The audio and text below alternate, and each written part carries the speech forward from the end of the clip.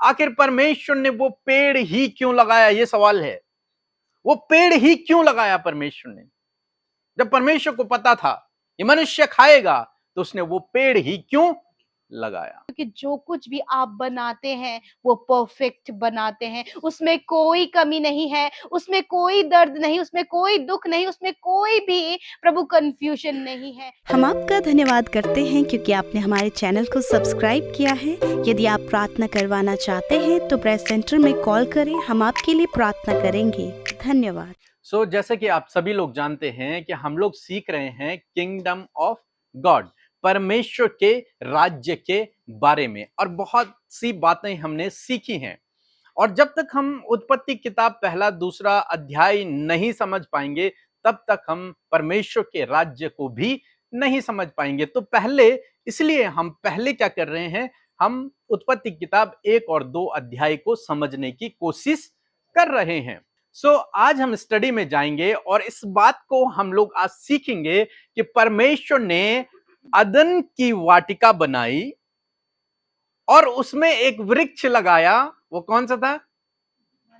भले और बुरे ज्ञान का वृक्ष। आखिर परमेश्वर ने वो पेड़ ही क्यों लगाया, ये सवाल है।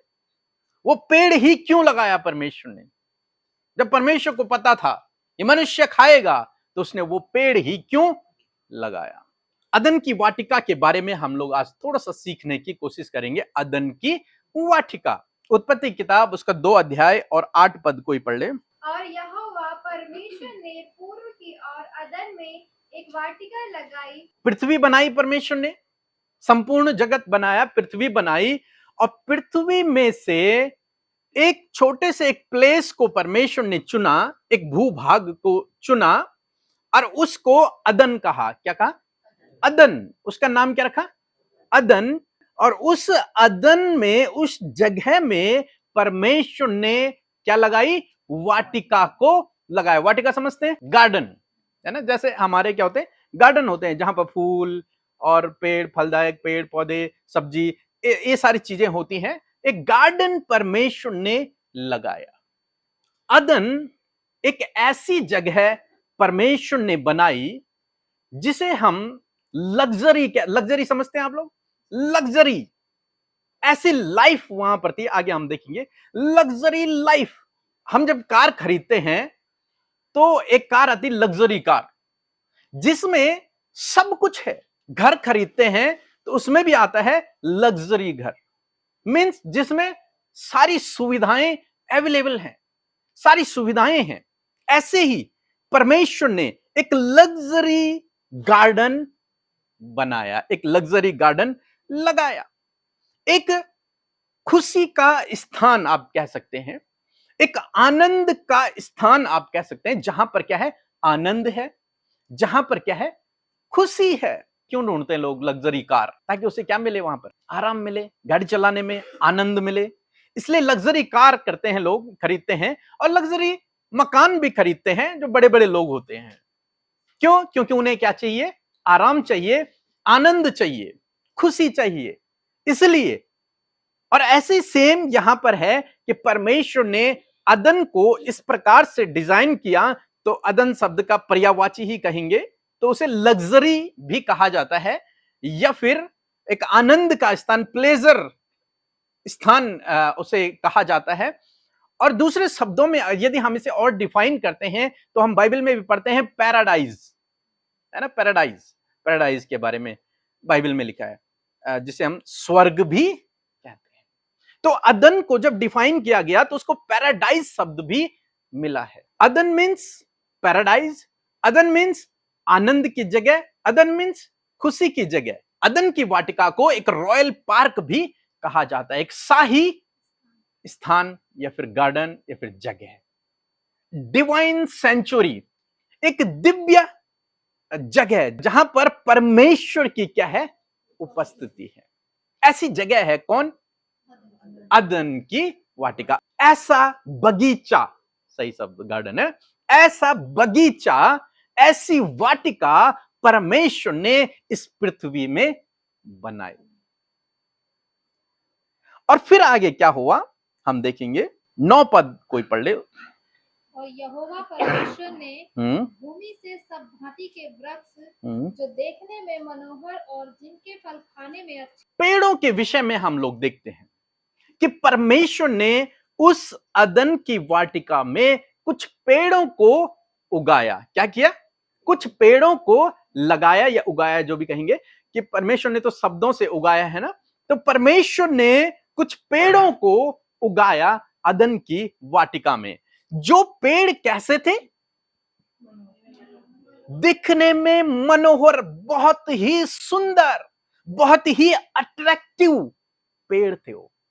आप अगर कभी गए होंगे घूमने के लिए तो कुछ पेड़ ऐसे होते हैं जिन्हें देखने में बहुत आनंद मिलता है, बहुत अच्छा लगता है कि इन पेड़ों को हम देखते ही रहें। इसलिए बहुत सारे लोग नेचर, प्रकृति के प्रेमी होते हैं, क्योंकि उन्हें देखकर बहुत आनंद, खुशी मिलती है। तो ऐसे पेड़ परमेश्वर ने उस अदन की वाटिका में लगाए थे, जो दिखने में बहुत ही सुंदर थे, बहुत अट्रैक्टिव थे। ऐसे पेड़ परमेश्वर ने वहां पर लगाए। वो इतना सुंदर स्थान था, जैसे कि अभी हमने देखा कि परमेश्वर ने कैसे उसे डिजाइन किया। बहुत ही सुंदर स्थान था। पेड़ पौधे जब इतने सुंदर हैं, तो बाकी चीजें जब हम अभी आगे पढ़ेंगे तो वो स्थान ही परमेश्वर ने बनाया, बहुत खूबसूरत बनाया था।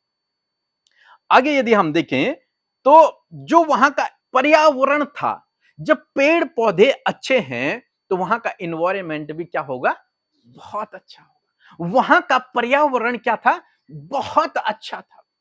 वहां का क्लाइमेट बहुत अच्छा था। पेड़ पौधे बहुत सुंदर थे, बहुत अट्रैक्टिव वो प्लेस था। और फिर हम एक और चीज के बारे में हम आगे देखते हैं। यदि आप 10 पद पढ़ लेंगे। उस वाटिका को सींचने के लिए एक महानदी अदन से निकली और वहां से आगे बहकर 4 धाराओं में बट गई। कि परमेश्वर ने उस अदन की वाटिका को सींचने के लिए वहां क्या थी? महानदी थी, जो कितने भागों में बटी थी? 4 भागों में बटी थी। वो नदी परमेश्वर ने उस अदन की वाटिका में पेड़ पौधों को उगाने के लिए बहाई। एक तरीके से आप कह सकते हैं कि जो अदन की वाटिका में जो सुंदर सुंदर पेड़ पौधे हैं, वो वहां से उन्हें पानी उस नदी से मिला करेगा। वाटर का सोर्स पानी तो था, समुद्र तो था, लेकिन उस अदन की वाटिका के लिए और आदम के लिए भी पानी पीने के लिए, क्योंकि आदम को पानी भी तो चाहिए पीने के लिए, तो वो नदी जो बह रही थी, जो 4 भागों में बट गई, उससे आदम और वो पेड़ पौधे पानी लिया करते। अगर हम मेरे साथ में निकालेंगे 11 और 12 पद। पहली धारा का नाम पिशोन है। यह वही है जो हवीला नाम के सारे देश को, जहाँ सोना मिलता है, घेरे हुए है।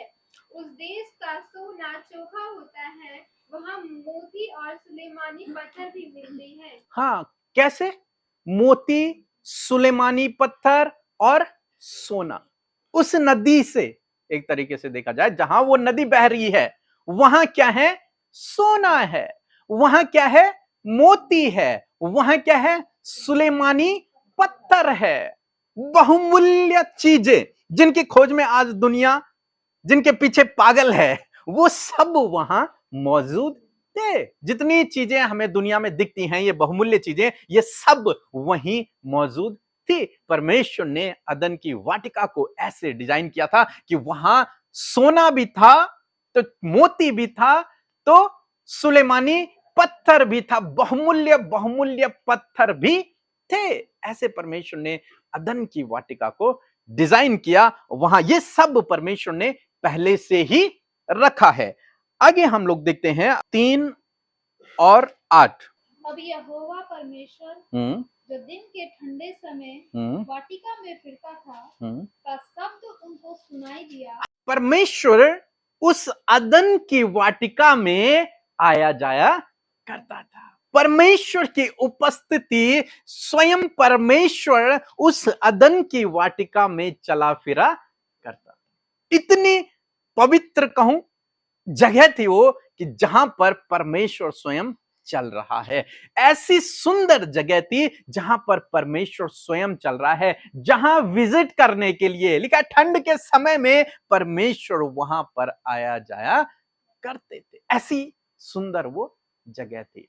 एक और विशेष बात बताऊं उस जगह की, उस जगह में बहुत शांति थी, पीस। और उस जगह में सब एक दूसरे से प्रेम किया करते थे।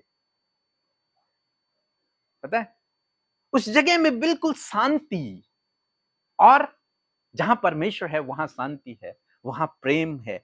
और हम देखते हैं कि परमेश्वर ने जब आदम को बनाया, उसके बाद उसके पास क्या चीजों को लेकर के आया? जानवरों को लेकर के आया। तब शेर ने आदम को खाया नहीं, खाया नहीं। वो भी एक दूसरे से प्यार प्रेम से रहते थे। आदम उन जानवरों से प्रेम करता तो वो भी उसके साथ में वैसे, उनका संबंध भी क्या था? बहुत अच्छा था। मीन्स अगर मैं कहूं कि वो एक दूसरे से प्रेम करते थे तो ये भी ठीक रहेगा। और जब परमेश्वर ने हवा को बनाया और हवा को आदम के पास लेकर के आया, तो उसने क्या कहा कि ये कौन है? क्योंकि नर से निकली है, इसलिए इसका नाम क्या होगा? नारी। और परमेश्वर ने कहा कि ये दोनों क्या होंगे? एक तन होंगे। उनके बीच में प्यार, या फिर शादी भी आप कह सकते हैं यहां पे, और प्यार को हमें देखने को मिलता है, प्रेम देखने को हमें मिलता है। तो इसका मतलब उस अदन की वाटिका में क्या था? प्रेम था, और वहां बहुत अधिक शांति थी। एक ऐसा स्थान जो आशीषों का क्या है? स्थान। हर प्रकार की आशीषें। परमेश्वर ने आदम से कहा कि तू सब प्रकार के वृक्षों के फल खा सकता है, सारे वृक्षों के फलों को खा सकता, बेखटके खा सकता है। जो तुझे पसंद हो वो जा और उस वृक्ष के फल को खा ले। और उसके लिए हर एक चीज की व्यवस्था थी, सब्जी की भी व्यवस्था थी। एक पद हम लोग पढ़ लेंगे, पहला अध्याय 29 पद। फिर परमेश्वर ने उनसे कहा, सुनो, जितने बीज वाले छोटे छोटे पेड़ सारी पृथ्वी के ऊपर हैं, और जितने वृक्षों में बीज वाले फल होते हैं, वे सब मैंने तुमको दिए हैं। वे तुम्हारे भोजन के लिए हैं। वो किसके लिए हैं? तुम्हारे भोजन के लिए हैं।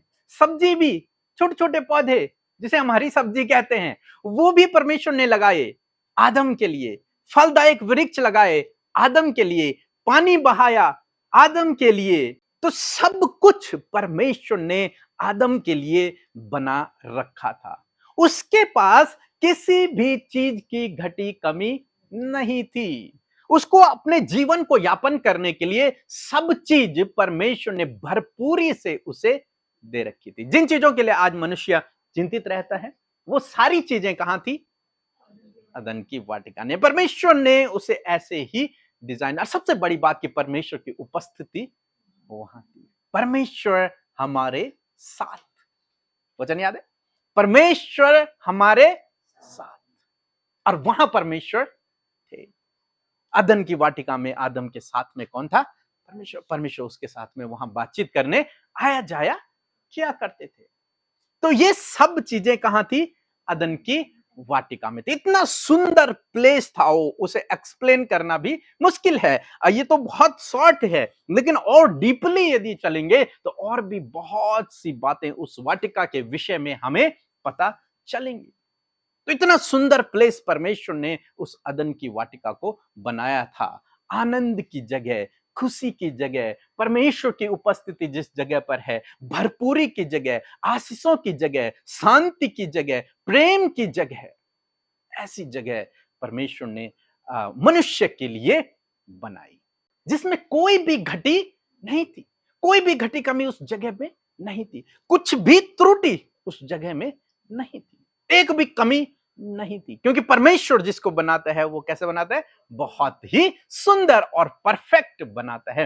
परमेश्वर, आप खुद देखो, हम जब एक गार्डन बनाते हैं तो हम कितनी केयर करते हैं उसकी, कितनी देखभाल करते हैं, कितने प्यार से, कितने मतलब बहुत ही ध्यान से उन पेड़ पौधों को हम संभाल के रखते हैं, और बहुत अच्छा डिजाइन करने की हम लोग कोशिश करते हैं। तो सोचो उस परमेश्वर ने कैसे उस अदन की वाटिका को डिजाइन किया होगा, बनाया होगा, और उसमें क्या क्या रहा होगा। लेकिन यहां दो वृक्ष परमेश्वर ने लगाए। एक वृक्ष है जीवन का वृक्ष, जैसे यहां दो लाइटें हैं, सपोज एग्जाम्पल के लिए यहां क्या है, दो लाइटें हैं। ऐसे ही अदन की वाटिका में भी क्या थे, दो पेड़ थे।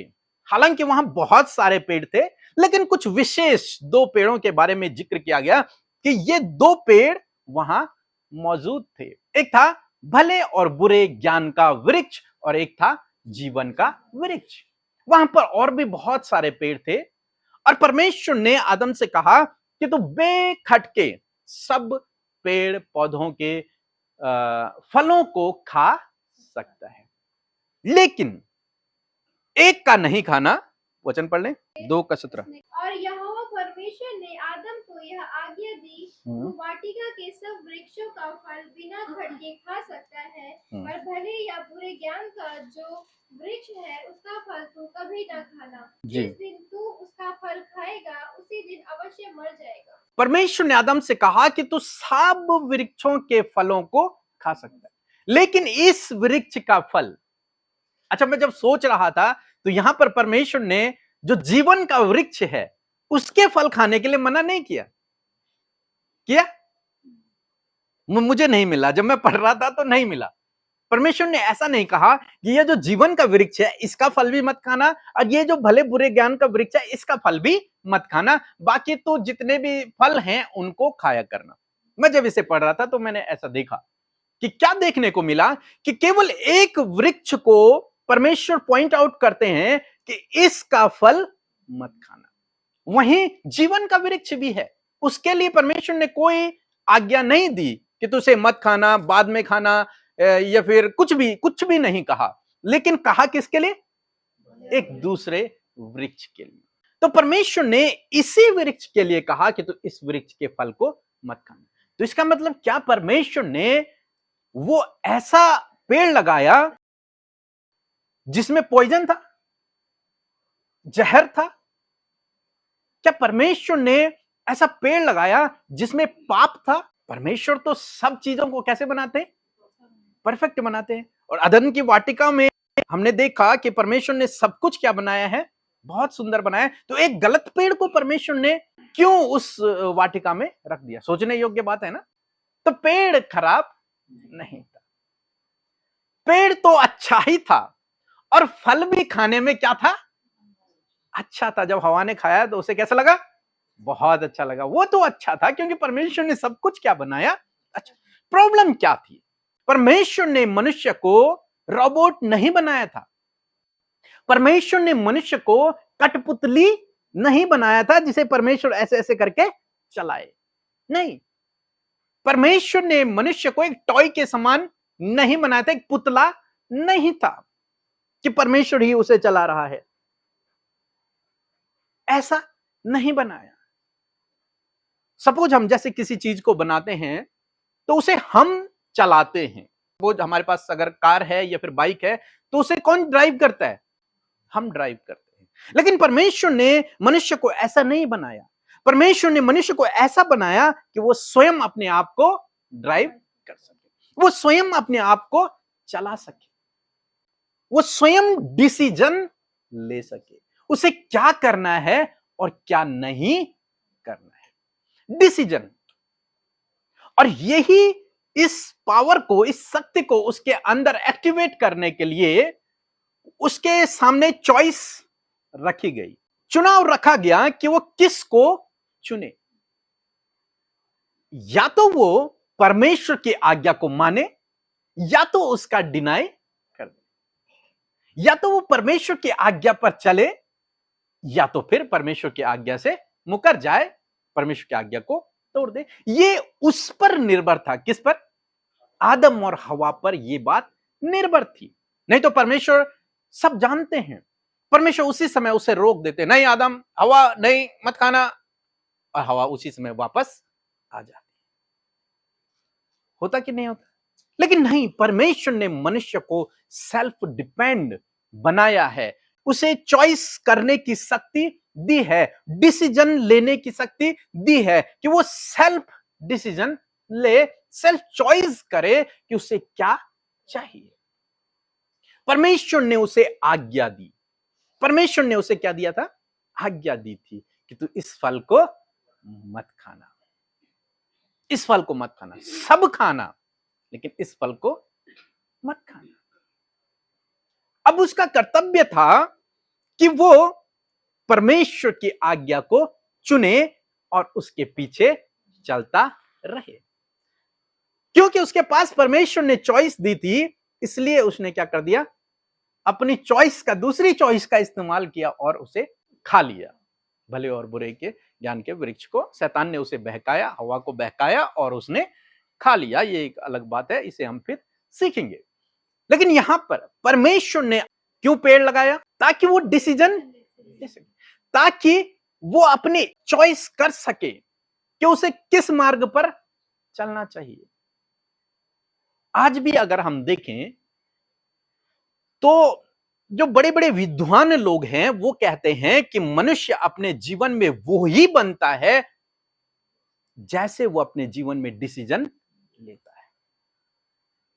अगर कोई व्यक्ति डिसीजन ले रहा है कि उसे डेली ड्रिंक करना है तो आगे चलकर क्या बनेगा, है ना? और यदि वो डिसीजन ले रहा है कि मैं परमेश्वर की आज्ञा पर चलूंगा, इस चीज को नहीं करूंगा, तो वो क्या बनेगा? एक अच्छा व्यक्ति। इसी प्रकार से यह हम पर निर्भर है। परमेश्वर ने हमें चॉइस दी है। हमारे सामने दो रास्ते हैं, एक तरीके से कहा जाए। एक जाता है जीवन के वृक्ष की ओर और एक जाता है इविल वृक्ष की ओर, दुष्ट के वृक्ष की ओर, ऐसा कहूं यदि मैं। आज भी दो रास्ते हैं। एक जाता है प्रभु यीशु मसीह की ओर और एक जाता है दूसरी ओर।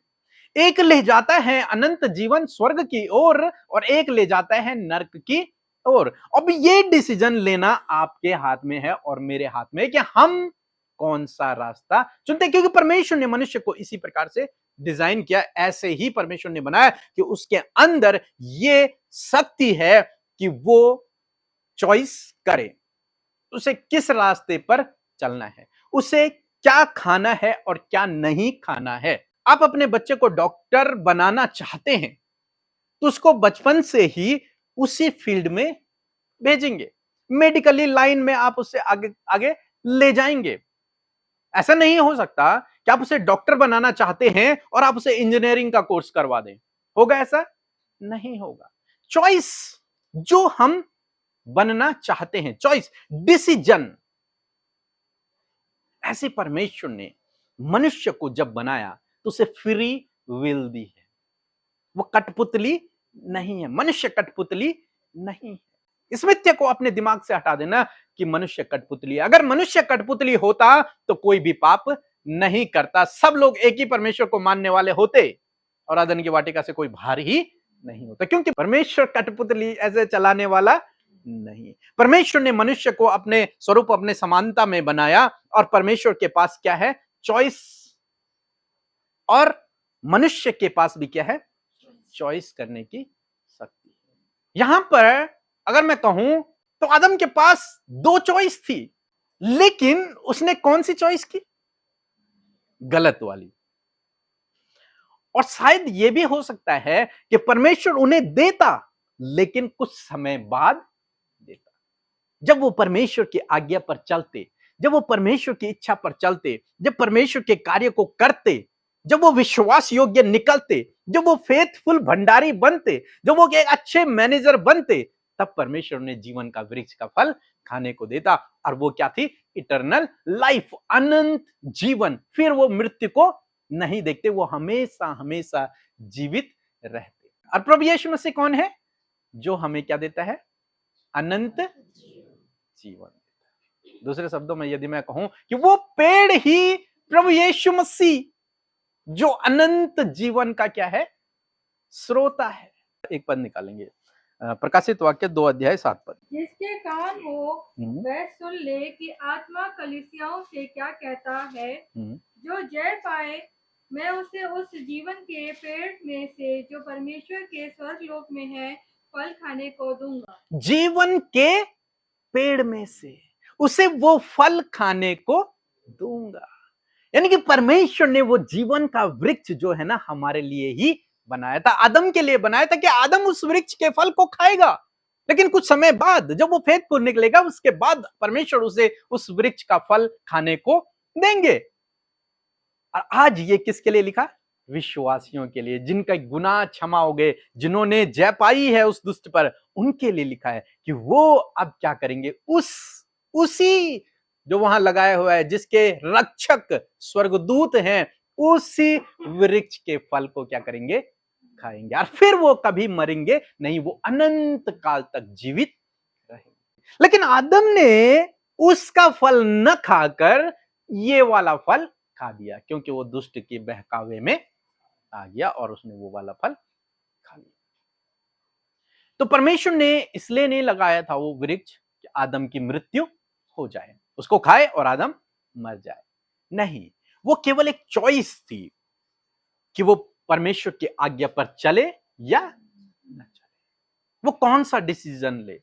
उसको परमेश्वर ने फ्री विल दी थी, वो अपनी इच्छा पर उसे चलना था, उसे धीरे धीरे मैच्योर होना था। लेकिन शैतान ने उसे उस फल को जल्दी ही खाने के लिए क्या कर दिया, उत्साहित कर दिया और उसे खा लिया, जिसके कारण परमेश्वर ने कहा था कि उसी दिन तो क्या होगा, मर जाए। अच्छा, एक बात बताओ, क्या इस अदन की वाटिका में कोई दुख है, कोई बीमारी है, कोई समस्या है, कठोर मेहनत है, रोना है, दर्द है? तो ये कहां से आया जो आज इस दुनिया में राज कर रहा है? आज हर एक व्यक्ति दुखी है, हर एक व्यक्ति निराश है, हर एक व्यक्ति बीमार है, हर एक व्यक्ति परेशान है, दर्द से होकर गुजर रहा है, हर एक व्यक्ति प्रॉब्लम में है, हर एक व्यक्ति कठोर परिश्रम कर रहा है। लेकिन परमेश्वर ने जब मनुष्य को बनाया, अदन की वाटिका जब परमेश्वर ने लगाई, तो उसमें ऐसा कुछ भी नहीं था। यहां तक हम आ चुके हैं और अभी तक हमें ऐसी कोई भी बात देखने को नहीं मिली जिसे परमेश्वर ने गलत बनाया हो। तो ये रिजल्ट है किस चीज का? पाप का। जब मनुष्य के जीवन में पाप आया, उसका ये रिजल्ट है। एक तरीके से देखा जाए तो उसके द्वारा मनुष्यों के अंदर ये सब चीजें फैल गई। उस दुष्ट शैतान ने एक तरीके से ये चीजें पैदा कर दी, या फिर जो मनुष्य ने उस पर्यावरण को खराब किया, उसके द्वारा ये चीजें फैल गई। बीमारियां कहां से फैली? परमेश्वर ने बनाया, अभी तक परमेश्वर ने, हमने देखा परमेश्वर ने पूरी सृष्टि कर दी है, अब मनुष्य को अदन की वाटिका से बाहर कर दिया। क्या अभी तक परमेश्वर ने किसी बीमारी का जिक्र यहां पर किया? क्या किसी बीमारी को परमेश्वर ने बनाया? नहीं। परमेश्वर के राज्य में कोई बीमारी नहीं, परमेश्वर के राज्य में कोई घटी कमी भी नहीं है। हमने देखा कि परमेश्वर ने अदन की वाटिका को कैसे बनाया, भरपूर था, उसमें आशीष है, सब कुछ उसमें था। लेकिन आज मनुष्य के जीवन में क्या है? घटी कमियां हैं। मनुष्य घटी कमी से होकर गुजर रहा है। क्यों? क्योंकि वो परमेश्वर के राज्य से अलग हो। यदि वो परमेश्वर के राज्य में होता, मीन्स उस अदन की वाटिका में यदि वो होता, तो और परमेश्वर की इच्छा पर चल रहा होता, तो उसे किसी भी भली वस्तु की घटी कमी नहीं होती, उसके पास सब कुछ वहां अवेलेबल होता। लेकिन क्योंकि वो हट गया उस योजना से, उसने परमेश्वर के राज्य को खो दिया यहां पर, इसलिए आज उसके जीवन में क्या हो गई हैं, ये चीजें आ गई। मनुष्य के खान पान के द्वारा बहुत सारी बीमारियां पैदा हो गई, पर्यावरण के खराब होने से बहुत सारी बीमारियां पैदा हो गई। जैसे वृक्ष परमेश्वर ने लगाए थे, अब तो केमिकल के द्वारा पेड़ पौधे उगाए जाते हैं, उनके द्वारा क्या होगी, बीमारियां पैदा हो गई। पहले सब कुछ ऑर्गेनिक हुआ करता था, लेकिन अब सब कुछ केमिकल के द्वारा पैदा किया जाता है, इसलिए क्या हो गई हैं, बीमारियां पैदा हो गई हैं। इसमें परमेश्वर का कोई रोल नहीं है, लेकिन रोल है हमने जो इन्वायरमेंट खराब किया उसका रोल है, जो केमिकल हमने यूज किए उसका रोल है, जो मनुष्य परमेश्वर के राज्य को उसने खो दिया उसका। फिर हम देखते हैं क्या हुआ, चिंता है। क्या आदम बहुत चिंतित था? हवा चिंतित थी? चिंता नहीं है। परमेश्वर के राज्य में चिंता नहीं। परमेश्वर के राज्य की जब हम बात कर रहे हैं तो एग्जैक्ट जैसा हम अदन की वाटिका में देख रहे हैं वैसे ही परमेश्वर का राज्य है।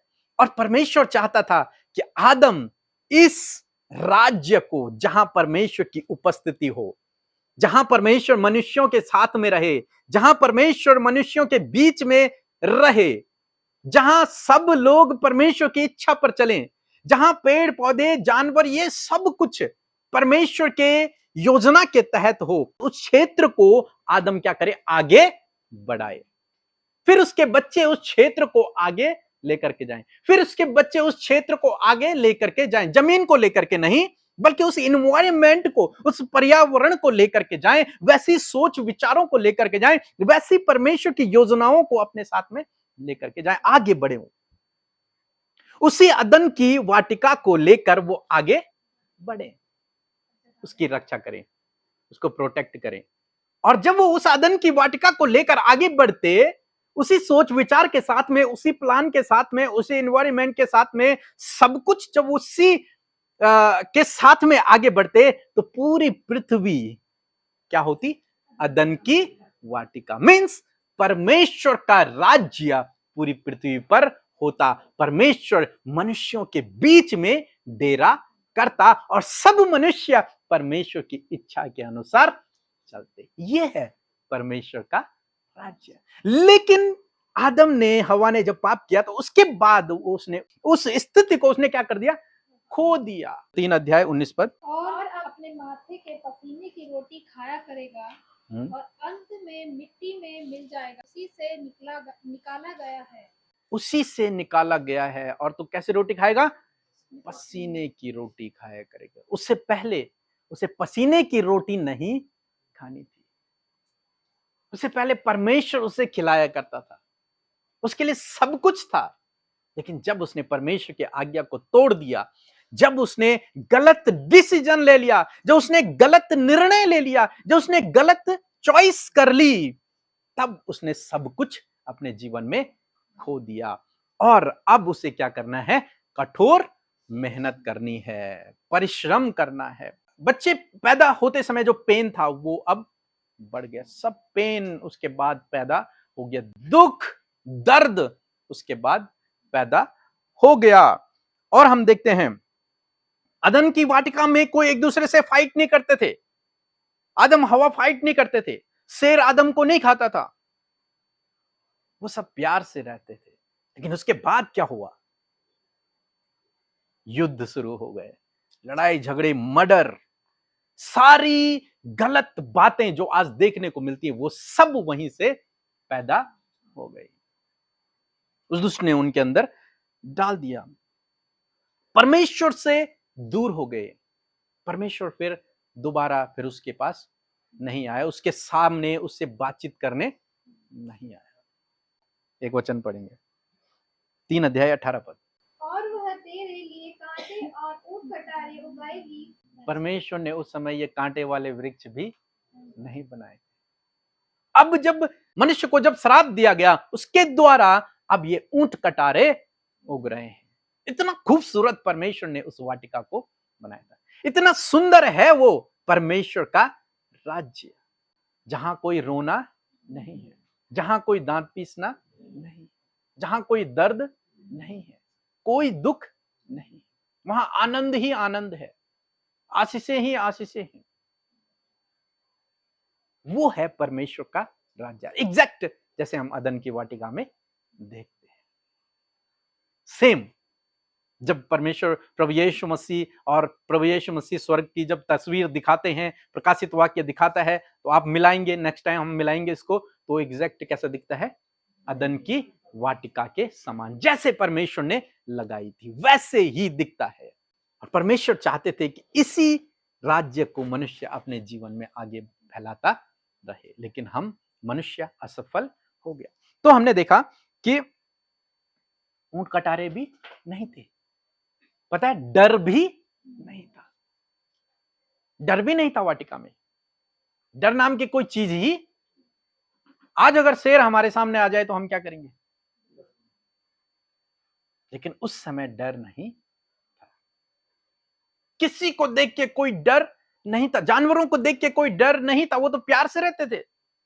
पति पत्नी से नहीं डरा करते थे, पत्नियां पति से नहीं डरा करते थे, सब लोग आपस में प्यार से रहते थे, डर नहीं था। लेकिन मनुष्य के गिरने के बाद डर क्या हो गया, सबसे पहला डर ही पैदा हुआ। उसने कहा मैं डर गया था कि तू इस वाटिका में आ गया।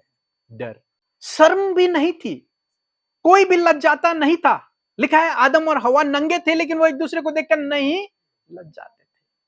उसके बाद ये लज्जा शर्म पैदा हुई। वहां नहीं था, परमेश्वर के राज्य में कोई एक दूसरे से शर्माता नहीं है। गिल्ट की भावना भी नहीं थी, ग्लानि की भावना भी नहीं थी, और एक दूसरे पर दोष भी नहीं लगाते थे। लेकिन जब उसने फल खाया और जब परमेश्वर ने उससे पूछा तो उसका सबसे पहले जवाब क्या था, जो तूने दी है उसने मुझे क्या दिया।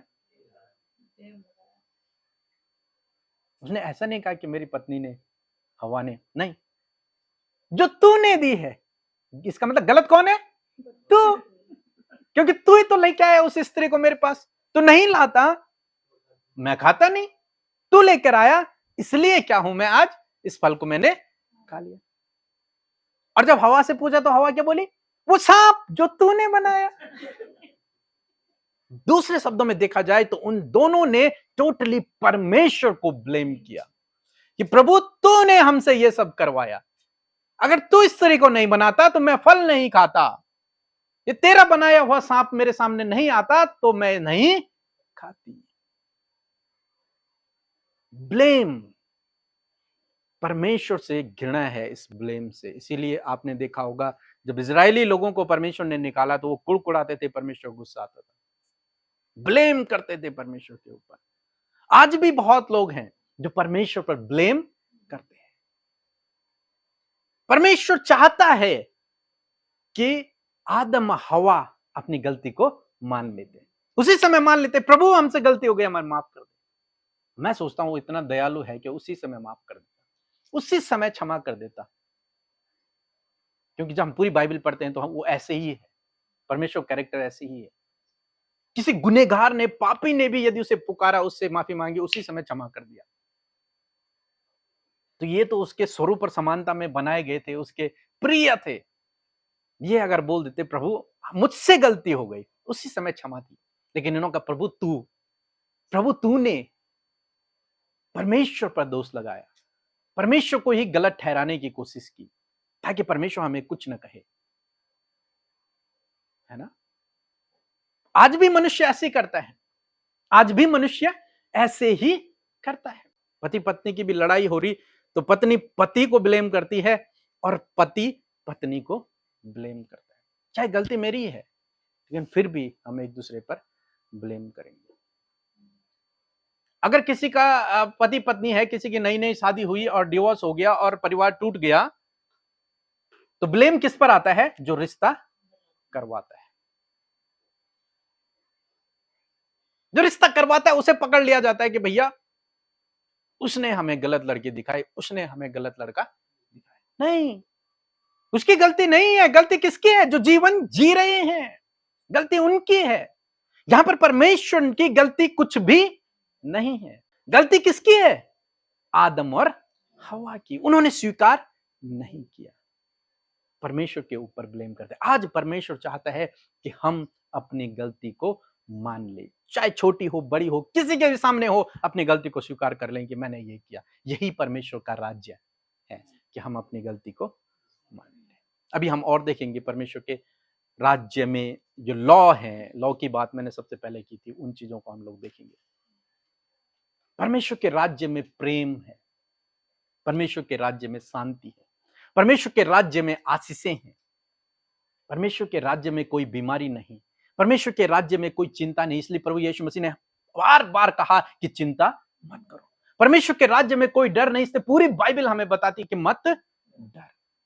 परमेश्वर के राज्य में कोई सेम नहीं, कोई गिल्ट नहीं, इसलिए परमेश्वर ने कहा कि मैंने माफ कर दिया, अब तू क्यों उन्हें याद कर रहा है उन पापों को, मैंने क्षमा कर दिया, मैंने उन्हें मिटा दिया है, तू भी याद मत कर। परमेश्वर के राज्य में बहुत अद्भुत अद्भुत बातें हैं। यदि हम उसे समझें और यदि हम परमेश्वर के जो लॉ की हम आगे बात करेंगे उसके अनुसार अपने जीवन को व्यतीत करें तो चॉइस हमारे पास भी है। चाहे तो परमेश्वर के कानून के अनुसार, परमेश्वर के लॉ के अनुसार, उसके संविधान के अनुसार हम अपना जीवन व्यतीत करें, चाहे तो उसका इनकार कर दें। कि जितनी भी चीजें आज प्रॉब्लम, समस्याएं, बीमारियां, जितना कुछ हम फेस करते हैं अपनी लाइफ में, जो कुछ हमें देखने को मिलता है, वो सब इसलिए आई क्योंकि मनुष्य ने पाप कर दिया और उसके बाद सारा सब कुछ जो परमेश्वर ने बनाया वो सब कुछ बिगाड़ दिया। परंतु यदि आज भी वो परमेश्वर के उस राज्य के अनुसार, उसके लॉ के हिसाब से, उसके कानून के हिसाब से जीवन व्यतीत करना शुरू करे तो हमारे लिए क्या है? उम्मीद है, हमारे लिए आशा है। तो समझ आया आप लोगों को? परमेश्वर ने एक अदन की वाटिका बनाई जो बहुत खूबसूरत थी और परमेश्वर चाहते थे कि इसी अदन की वाटिका के द्वारा, मनुष्यों के द्वारा मेरा राज्य इस पृथ्वी पर फैले।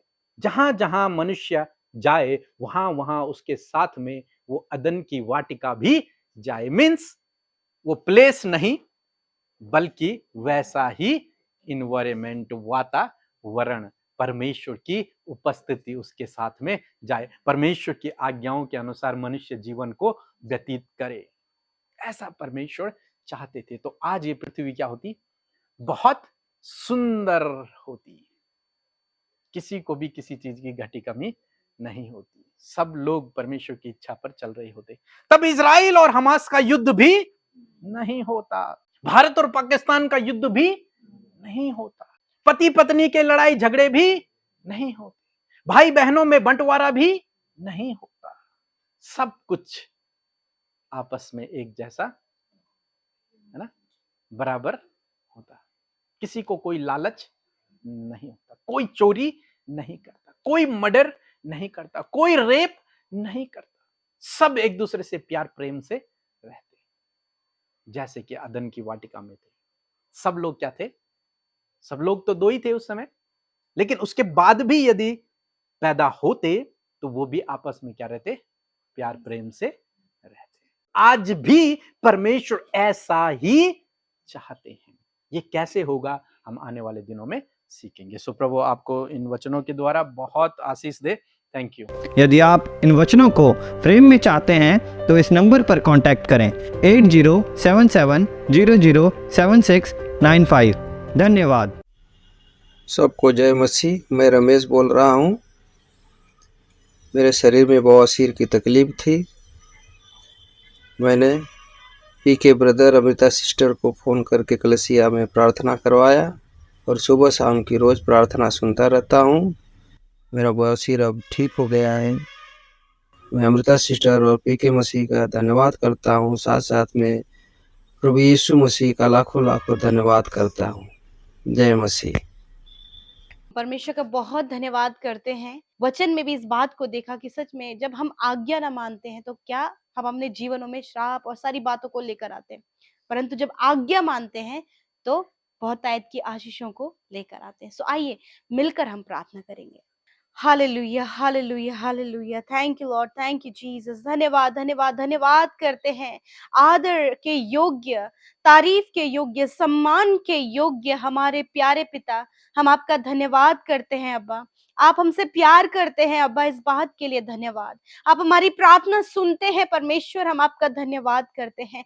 धन्यवाद करते हैं कि प्रभु तूने हमें सहायक दिया है, वो आत्मा दिया है जो हमारी सहायता और मदद करता है पिता परमेश्वर। धन्यवाद करते हैं कि सच में मेरे प्रभु आप हम सबके साथ में है पिता। मैं धन्यवाद करती हूँ और आदर करती हूँ पिता परमेश्वर। प्रभु जी सच में प्रभु इस समय प्रभु जब हमने आपके वचन को सुना प्यारे परमेश्वर, हमने हमने उन रहस्यों को रिसीव किया परमेश्वर पिता, जैसे कि आप अपने लोगों को बनाना चाहते हैं, जैसे आप उनसे बातचीत करना चाहते हैं। और मैं धन्यवाद करती हूँ पिता कि आज आपने हमसे बातचीत किया पिता, हमें उस वैल्यू को बताया प्रभु जी, जो वैल्यूएबल थिंग है उससे उसकी वैल्यू को आपने आज हमारे सामने बढ़ाया पिता परमेश्वर, और हमें समझाया कि सच में मेरे प्रभु तेरा राज्य कितना वैल्यूएबल है, कितना महान है प्रभु यीशु। और सच में मैं धन्यवाद करती हूँ पिता कि आज आपके लोगों ने बड़े ही ध्यान से आपके वचन को रिसीव किया है प्रभु। ये वचन इनके जीवनों में कार्य करे प्यारे प्रभु जी।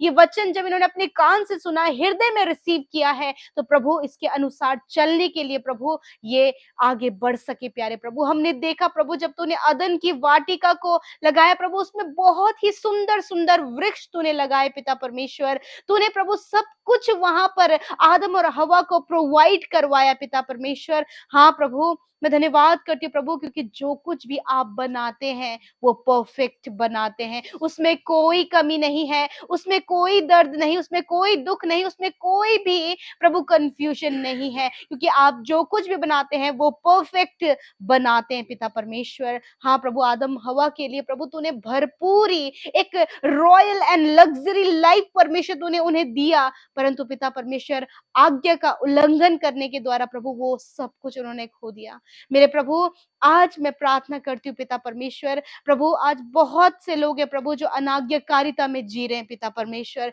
आपसे प्रार्थना है प्रभु कि आप चाहते आपके लोग आज्ञाकारी बने मेरे परमेश्वर पिता, ताकि प्रभु आज्ञाकारी होने के द्वारा प्रभु जी वो सारी बातें सवरती और बनती चली जाएं प्रभु जी। आज प्रभु तूने अपने वचनों को, अपनी आज्ञाओं को हमारे मध्य रखा है पिता, कि और हमें चॉइस दी है कि हम उसके अनुसार चलें कि ना चले। प्रभु आज मैं प्रार्थना करती हूँ कि आज आपने जो आत्मा हमें दिया है, प्रार्थना करती हूँ पिता परमेश्वर कि तेरे आत्मा प्रभु आपके लोगों को प्रभु आज्ञाकारिता में चलने के लिए सहायता और मदद करे, तेरी दी हुई आज्ञाओं को मानने के लिए सहायता और मदद करे पिता परमेश्वर, ताकि प्रभु जी जो आदम और हवा को परमेश्वर वो रॉयल और लग्जरियस लाइफ, वो पैराडाइज जो तूने दिया प्रभु मनुष्य को, प्रभु तूने वो दिया है, तेरे राज्य उनके जीवनों में आए प्रभु वो आज्ञाकारिता के कारण प्यारे परमेश्वर पिता। मैं प्रार्थना करती हूँ प्यारे परमेश्वर प्रभु, विशेष रूप से परमेश्वर प्रभु जो आज बीमारियों में,